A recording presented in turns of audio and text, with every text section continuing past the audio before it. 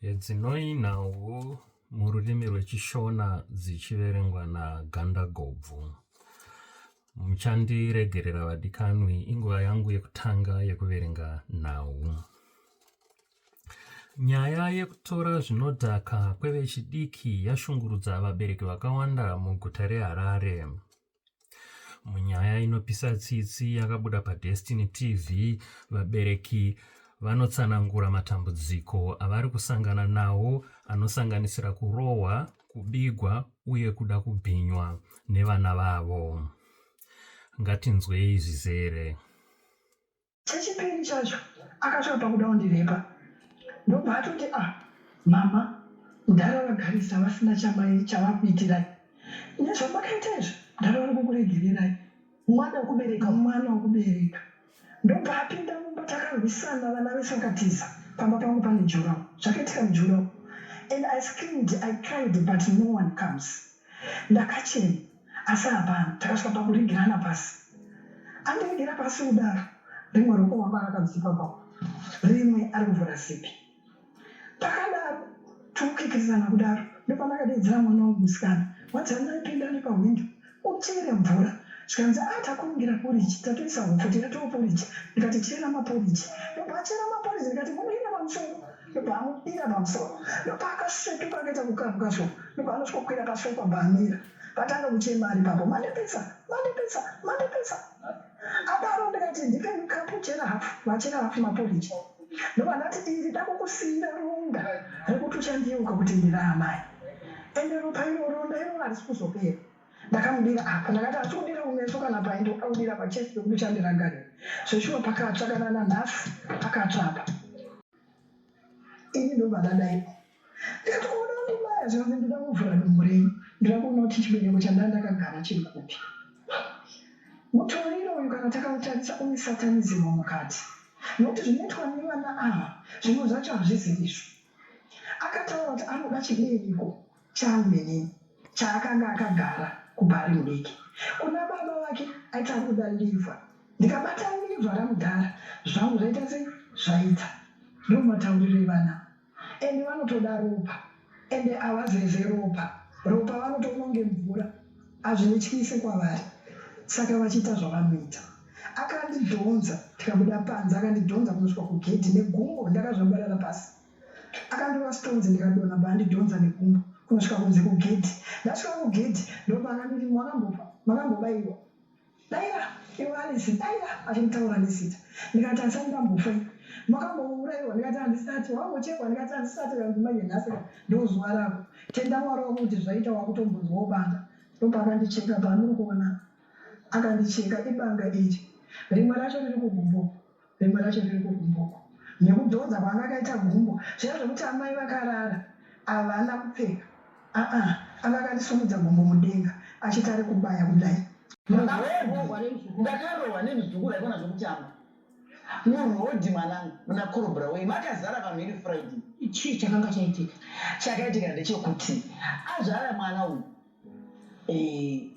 Ipurema inyaya yepurema. Ndikati kana hautori purema uchinouya yatakanga tapuwa nomwe muroora. Hautani kutora purema uchienda nayo kwaunoenda. Uni mwana tinoitira pano nepurema. Nokuti iwo zvinhu zvezvo uri kutora uri kunotengesa. Chero zvinhu zvemwana anomunosiya ikoko. Ndo pakatanga nyaya ipapo. Ndokuuya kuzoda kuti abe purema iya. Takaona kuti haagari pano, aigara mumabhesika. Saka akangouya 2 minutes. Ndo paandatora zvinobva atoita advantage yokuenda nazvo unosiya atengesa. Kana hembe kana zvese kana zvedu. Magasitenga hapana anoba makitu tukatakaisa mubabazamu kana muhuma. Anokubereka na mafoni, anokubereka na magasitengi kana mari, anjanga anofembera futi. Chero kanaisa muperfume wakaviga mari, anonoiwana, otona pasisini. Saka pandakapa akazonoba purema iyoyo, ndo pakaita hondo. Baba mukuru vangu vakazosangana naye kwaokei achimhanya nepurema kunge dzekuto. Ndoba mwana womurama wangu muningira baba mudiki vake vanouya nepurema yakuma. Ndoba akachinozonodzoka. Akati wakaijera stereki iwewe. Ndimbuya vari kunzara. Purema yacho ni iwewe. Uchazvara mwana kuti uise mupurema. Uri kuidi. Ndikati purema ndiye muzukuru asi hazvinoda kumutora. Kuti unoitengesa unonosiya kumutoro ikoko. Ndoba akanotora nemu. Akati ndinokutema.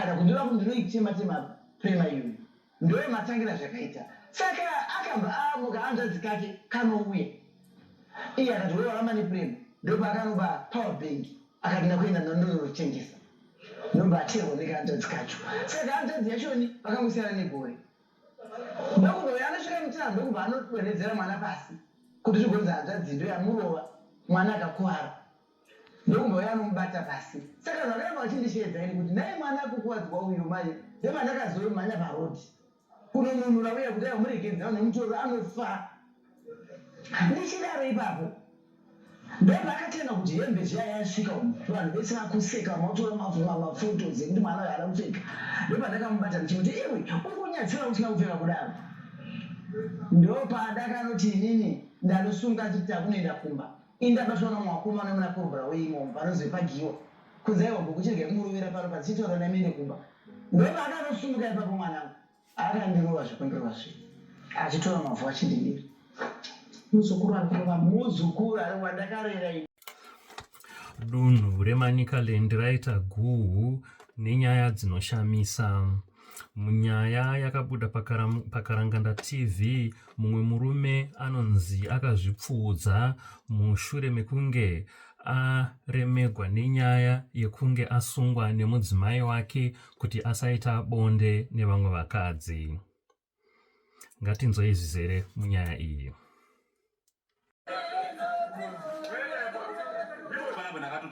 Ndakwenda komwa mushonga wena ndaremerwa zviro zvandiremera mumba chaiwo kana pabonde ana changa achaita ba muoko wanga ndo muoko wejuice ndakasunga yange ngoti ndakasungwa nemukadzi menyu akandisunga muoko juice ndokudi muoko juice ukaripfeka dai kuti amubhuruka wamaichadi basa kwako ndo iwe toti muoko juice ngochaoneni okay ukaridzikisa ukaroisa pane mukadzi udaika aripindiwa juice ribe arichapindiwa dara adori kudai kadoti muoko juice baba vangu anga muoko juice hanizve apachina chii apana chichashanda mubhuruka mama matonhora.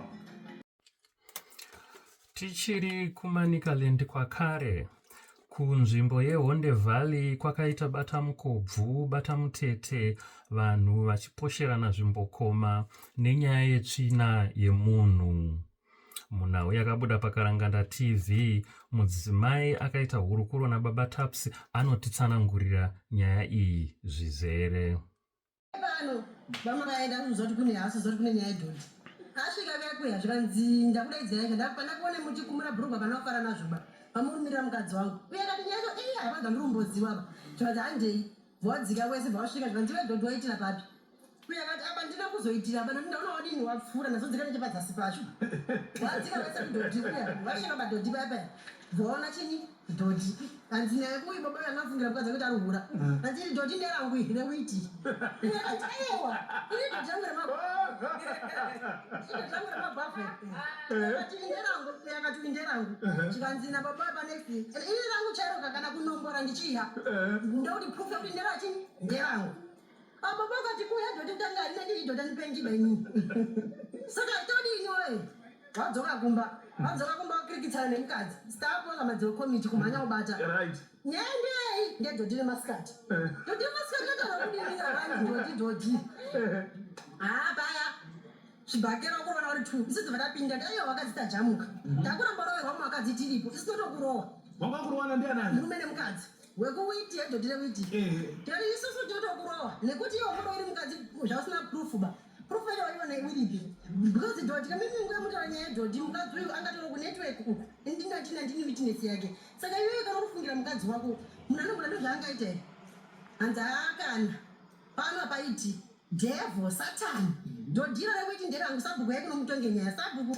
akati ndotonga nyaya yezvo kanzi rangu dhodhi nini ndinona yanzi uyo rako ndene zvanzi newini ndaya chingwa nemapotatoes munext story saka rangu nini nechingwa nemapotatoes ambe muone ona kuti chikadzira kungwanira dhodhi here wakuchinja kuti zvaanga amboti ngere mabhafu wenext ndiwe chingwa nemapotatoes anga mabhafu akavape azoti aiwa sabhuku amuna ndifura munchinoona ndine chingwa paipe makuseni mapotatoes akatobva nawo kwanga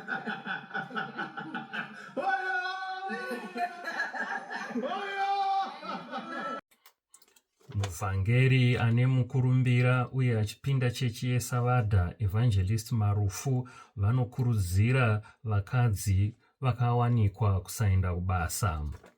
Muhurukuro yavakaita nemutori wenhau wepadandemutande anonzi Zigo, vaMarufu vanoti wanano yakadaro inotapira chose. Ngatinzwei zvizere mumifananidzo iri kutevera. Iwanhu vanotya Mwari. Saka isi tiri kutaura nevanhu vari kuti vanofamba naMwari. Kuti mukadzi wako ngaite home missionary. Arere mwana wako.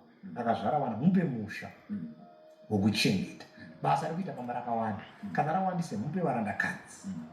Vanoswera naye. Atarise child development yemwana wako. Aise pfungwa dzako muwana. Zvaunoda iwe zviswe mwana wako. Zvinoiswa nemukadzi wako. Zviswa nemukadzi wako anoswera newana wako. Kana achida basa anoshanda kubasa kwako. Iwe unofanira kuendera kubasa. Saka nakati ndira kuenda kubasa unomuti uya oswera newe ipapo kana aine wana pabasa ipapo zvirambo.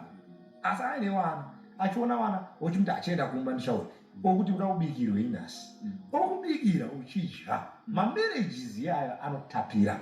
Atagadzira ndekuti mukadzi wako ari kuworkshop. Mukadzi wako akamufidha akati shimbe. Wanokunorima wari kuona uchidya nerifu. Avatambe vanokabura. Hatina kuti wakadzi wese vari kukabura. Tati waisa mukadzi wako pamuedzo. Mukadzi wako wamuisa pamuedzo. Mune imwewo nyaya inosiririsa uye yashamisa vazhinji, umwe murume wemuHarare akaita zvinoshoresa varume mushure mekutiza mukadzi wake nenyaya yekuti mukadzi wake akanga azvara vana vakawandisa. Ngatinzwei amai ava vachitaura muhurukuro yavakaita naStella Muusha weDestiny TV. Vana vacho ngavanake. Murume wangu akatiza last year ndopa akaenda asi kana mbochengeta vana haana kana charo haana even kana 2 cents chaiyo haana asi kana chengeta vana zvokuti ndakamboenda kwaari ndichida ndanzwa kuti ari pakati ndakazoenda kwaari ndichida kuti nditaure naye akwanise kuti achengete vana vake. Misi racho akatozopedzisira tatonetsana tasvika pakutondiruva and then ndakazotoponera kuchipatara.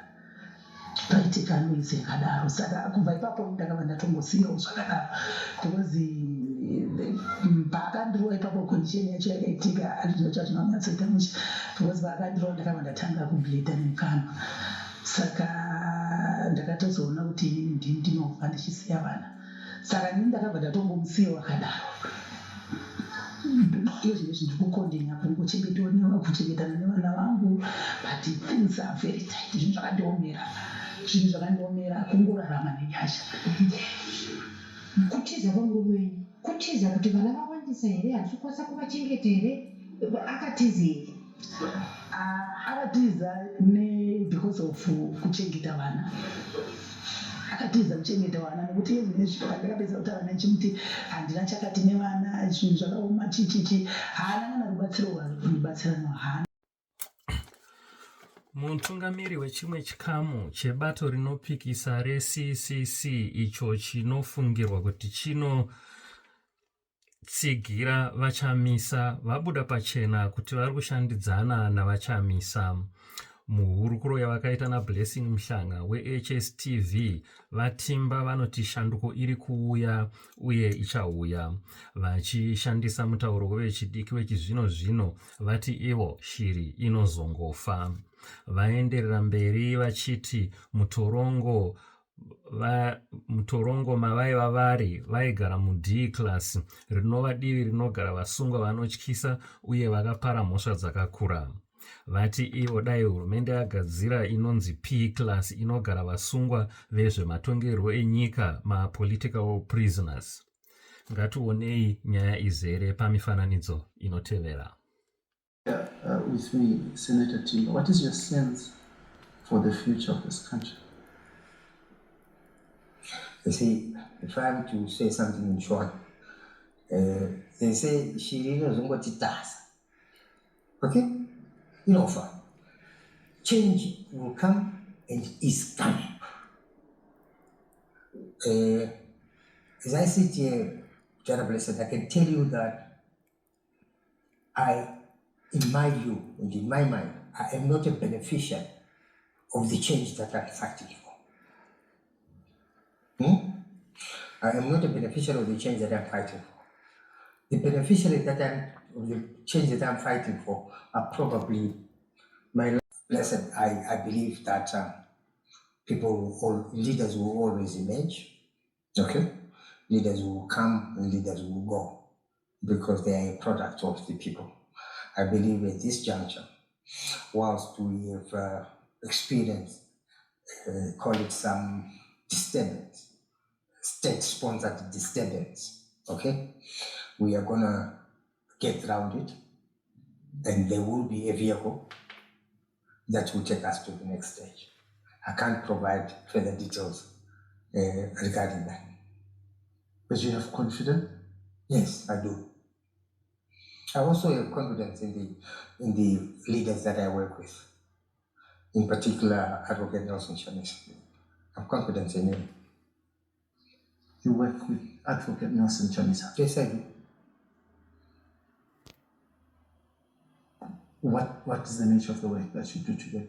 Because he left the Triple C, right? Yes, he did. Advocate Nelson Chamisa is my brother in the first instance. Before being a political ally. He's my brother. Our relationship is that of brothers. So whether there's politics or no politics, there is a relationship between my person and the person of Advocate Nelson Chamisa. When he was there, we actually built in all those shanks for that prison. We were staying in the section called the D class, which is for dangerous criminals, which means your rapists, your murderers, and your armed robbers. That's what we used to say. And I used to argue to say, we need to have another class, which we call the P class, which is the political prisoners. Then we can have our own section and go and stay there. But that was about it. And then around 3 o'clock, we were being loaded back into the cell. Ngatimbotarisai zvakaitika mune dzimwe nyika. KuNew Zealand kune murume akabatwa achigeza hake muduhino revana vadiki muchiitiko chakaitika mwedzi uno waMachi. Murume uyu anonzi akatoshamba kwekanguva uye vemakamera vaitotora zvavo. Ngatione izvi zere pavidhio. A New Zealand man is under fire this morning after he was filmed giving himself a good scrub in a kid's pool. Oh.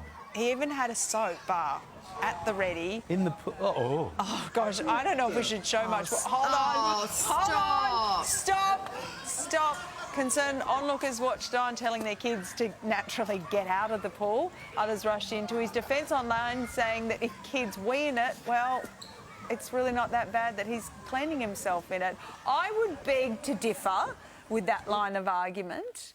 Can you imagine the ring of scum around him? I'd rather not. It would be floating on top. Reminds me of that time I shaved my back in a kid's pool, but I got kicked out.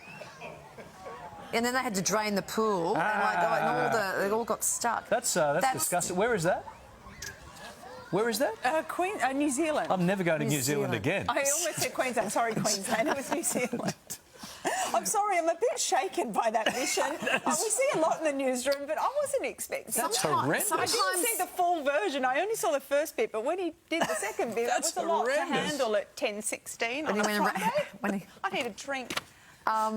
What happens? Sometimes the caravan, like if they're staying in the caravan or something, and they don't want to go to the. Don't keep diving into this story. They don't want to go to the shower block. Well, it they seems go, like you know. I'll just go for a swim. Sounds like you know a lot about No, you know when it used to bathing in a happen? pool. It used to happen Tamworth a lot. Public Pool. Tamworth during the Country Music Festival. Dear. It really happened a lot then. The surprises one would get in the Tamworth pool. No, kind of like, you know, really hot, stinking hot. No amount of chlorine's going to save you in that pool. People camping on the banks of the Peel River. Mukoma nemuning'ina vari kunyika yeAustralia vakazvindikitana pamberi pevatori venhau veCalendar Fair. Vaviri ava vaigwira imba yakanga yasiyiwa nevabereki vavo avo vakashayika makore adarika. Ngatione izvi zere pavhidhiyo inotevera.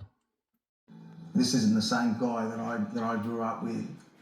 Would send me a letter saying to evict me from my house with my family.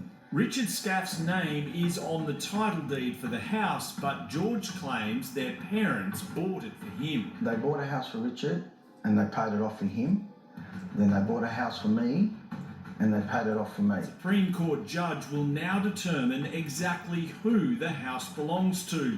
When we first tried to ask Richard Scaff questions about the ownership issue, he came out swinging a cricket bat. Richard, Dan Nolan from a Current Affair, mate. Put that bat down. Put that bat down. Mate, put that. Put that bat down, mate. All accessory to Mate, murder. what are you talking about? He's already put a hit on me, on my life. What are you talking about, mate? He put a hit. We're from a Current Affair. You get out of here. Mate, we're from a Current Affair. You just attacked that man for no reason.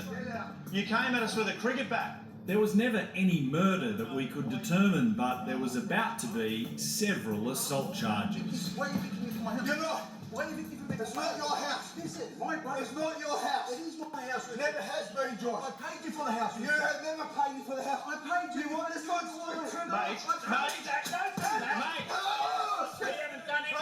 Mate, that's assault, mate. That's assault right there. We're calling the police. While we called police to help deal with this fiery confrontation, another attack on our cameraman sparked a few punches from George Scaff. Get up to me. Police arrived and arrested Richard Scaff, who faced court 6 months later, pleading guilty to a charge of common assault